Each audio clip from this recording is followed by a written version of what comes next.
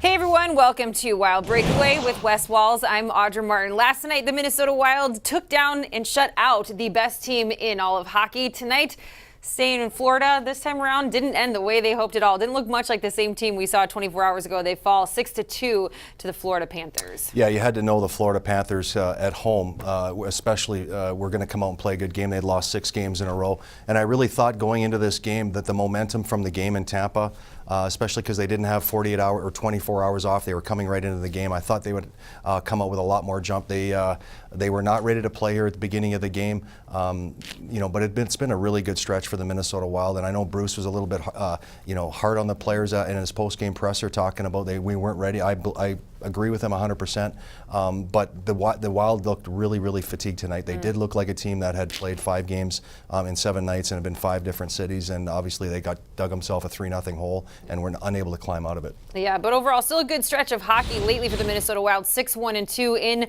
their last 9 games. But this one does snap their 8-game point streak. It also snaps the Panthers' 6-game skid.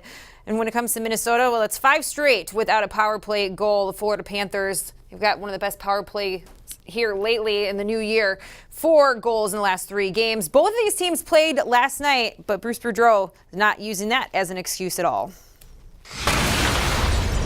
Let's not talk about fatigue. They flew from Boston last night.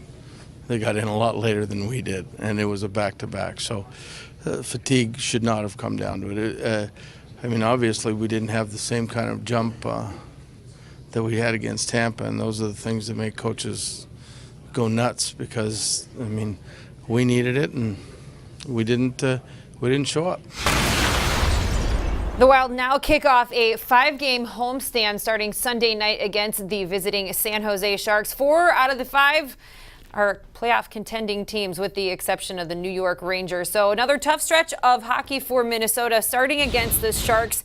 The Wild have swept San Jose each of the last 2 seasons. This time around, though, Monday, they're going to be looking to avoid getting swept by the Sharks. And that's not going to be an easy thing to do. They're a really good team. No, it won't, but good news for the Minnesota Wild and Minnesota Wild fans. Erik Karlsson will be kept out of the lineup. It doesn't sound like he's going to play for the San Jose Sharks till maybe the last 2 or 3 games before the playoffs. He's been dealing with some groin injuries, but if the Minnesota Wild want to stay in the hunt, obviously this is the longest homestand of the season that they're looking at. It just cannot be rainbows and unicorns at home. They're going to have to go get it. They're going to have to play really, really good defensively. I know Bruce in his post-game presser talked about guys not stopping and starting in their own zone, miscommunication in their own end. They're going to really need to buckle down in this homestand and try to keep their opponent to 2 goals. If they keep them to 2 goals, the numbers clearly show they're winning 85 to 90% of their games. So buckle down defensively, get good solid goaltending, and take care of their business at home. Yeah, and hopefully kick that 5-game homestand off with a big 2 points against a Western Conference foe. We look forward to seeing you at the XL Energy Center over the next stretch of games.